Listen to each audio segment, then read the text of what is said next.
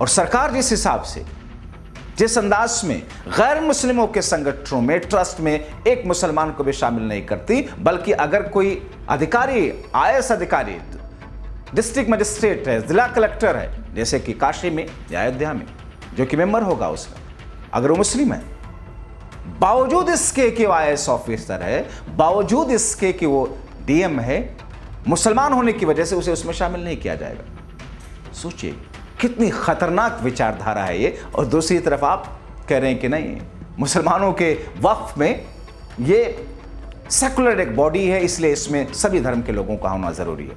गजब अंदाज है दोस्तों। सॉलिसिटर जनरल का जो बयान सुप्रीम कोर्ट में जो रहे हैं, किस अंदाज में तर्क दिया था कि 1923 से वक्फ संपत्तियों का पंजीकरण अनिवार्य है, यह अधिनियम केवल प्रबंधन पर पारदर्शिता लाने का प्रयास है।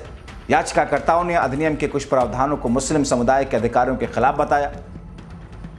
जाहिर तौर पर तर्क था, कानून संवैधानिक सिद्धांतों का उल्लंघन करता है, वक्फ संपत्तियों के प्रबंधन में गैर मुस्लिमों की नियुक्ति जैसे प्रावधान पर सवाल उठाता है। कलेक्टर को वक्फ संपत्तियों से संबंधित विवादों पर निर्णय लेने का अधिकार देने का प्रावधान विवादास्पद रहा है। सुप्रीम कोर्ट ने सुनने के बाद ही स्टे किया था।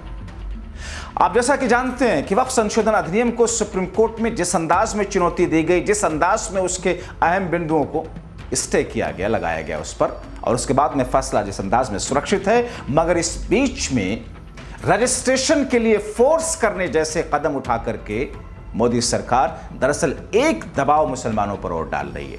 और यह दबाव न सिर्फ मुसलमानों पर, बल्कि मुश्किल में मुसलमानों को डाल रही है। दबाव सुप्रीम कोर्ट पर डालने का प्रयास है, ताकि अपने फैसले में सुप्रीम कोर्ट एक तरीके से बैक ऑफ माइंड ये चीज़ों को रखे कि अरे सरकार ने तो बहुत अच्छा काम किया, ये दर्शाने की कोशिश है। लेकिन दोस्तों, ये थेथरई सुप्रीम कोर्ट में भी नहीं चल पाएगी। सुप्रीम कोर्ट सीधा कहता है, संविधान के नजरिए से जो सही वो सही, जो गलत वो गलत, संविधान की व्याख्या करना हमारा कर्तव्य। और ऐसे में फिलहाल कानूनी जानकारी मान करके चल रहे हैं कि वक्फ के काले कानून के विरोध में जिस अंदाज में विरोध किया गया और सुप्रीम कोर्ट में मामला गया, उसमें विरोधियों की जीत लगभग तय मानी जा रही है। अब सुप्रीम कोर्ट क्या फैसला लेता है, इंतजार करना होगा। अभी के लिए इतना ही, बहुत शुक्रिया।